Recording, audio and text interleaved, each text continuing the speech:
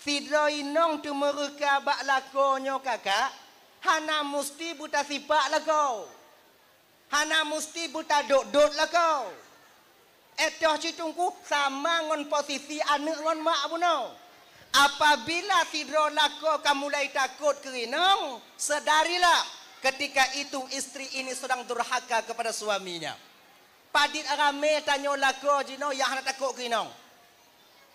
90 pada persen lah. Yang takut kau yang hana takut. Nah kan? Rata-rata lako yo kerinong. Takut kerinong.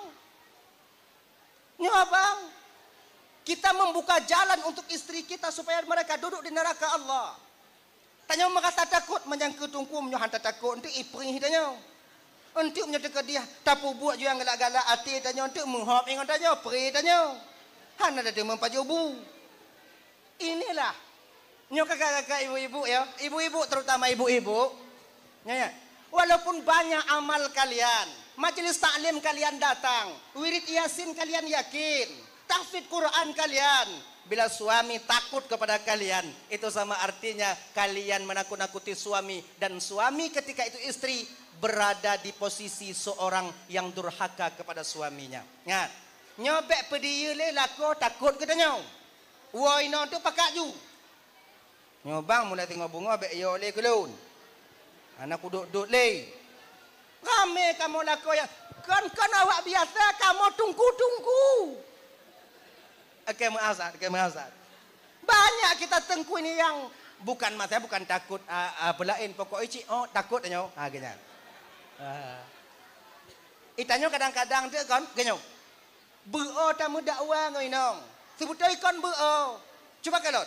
Ketika inong bengih bak tanyo. Perasaan tu ada mangat. Baper bawa perasaan kita. Walaupun tunggu. Tunggu mangat gesemebet. Minta maaf saya. Nan tanda anto nga.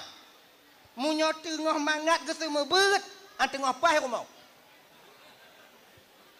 Nya sabi-sabi tanya baik ke mak kau. Munyo tengah mulolokan ji kedeh kon kedok nyam balik mau pakai ya. Sebab hana mangat. Walaupun kami seorang ustaz teracungku hana mangat. Bak jalan emosi tinggi. Pakon. Munyo leh mau pakai ngoinong bak jalan hana pah dia. Maka ipak nyo kakak ibu, nyo minta maaf ya. Pakon kamu agamnya pijut-pijut. Menderita batin sebenarnya kami.